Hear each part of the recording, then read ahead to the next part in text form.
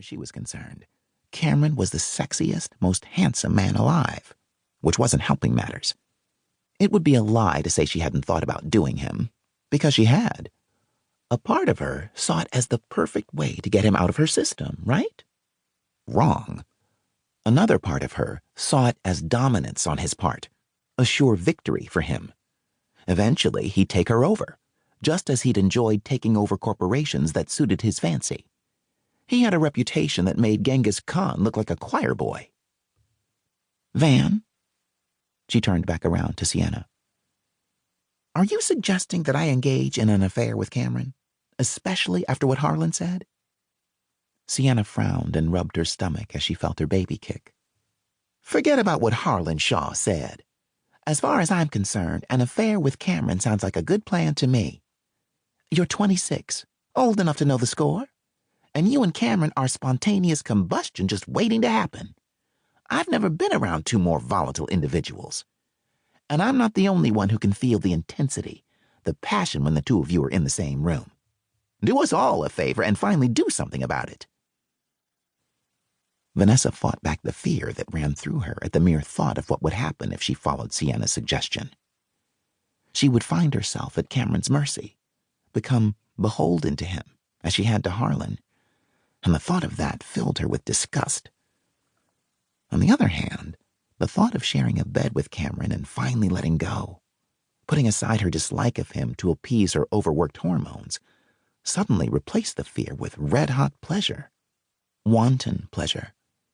It would be risky pleasure of the most intense type, the kind that would finally take the edge off. Her insides quivered at the very idea of Cameron giving her the best sex of her life. It was too much to think about. Downright scary. She never wanted to be that vulnerable to a man, especially not that man. There was so much about him she disliked. His chauvinistic, egoistical attitude was one a modern liberated woman like herself couldn't stand or tolerate. Besides, there was her concern about just what kind of bed partner she would be. According to Harlan, she needed vast improvement in that area. Will it help matters if I promise to give it some thought while I'm relaxing on the beach in Jamaica? Vanessa finally asked. You can't run forever. At some point, you're going to have to stop running and do something about Cameron. It's obvious that he wants you, Van, and he comes across as a man who gets whatever he wants. That was exactly what had her worried, Vanessa admitted silently. For some reason, she had a feeling that Cameron's upcoming visit had a purpose, one that involved her. Maybe it was the way he had looked at her at the wedding, as if her time for avoiding him was up and that he was about to make his move. Unfortunately, it would be a wasted trip. When he arrived in Charlotte, she'd be long gone. Chapter 1.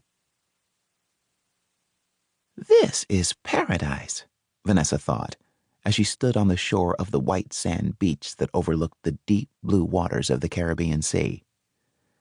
Cheyenne's two-story home was located on a secluded cove in Montero Bay, on a private street with one other house.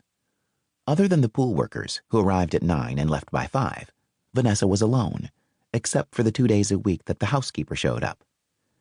Cheyenne had already left for Italy by the time Vanessa had arrived, so her first days were spent unpacking and shopping. This was day 3, and she had decided just to do nothing.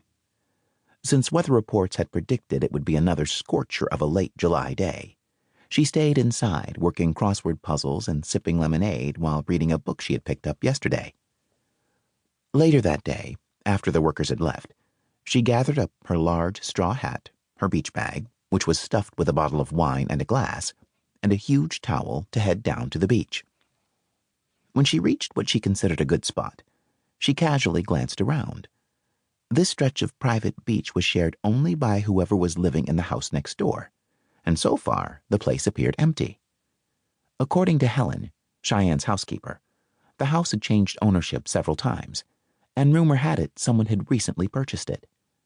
Helen had gone on to say that a few years ago, the house had been owned by some gorgeous Italian jet-setting playboy by the name of Chardin Argentina. And if you went along with what everyone believed, a number of seductions had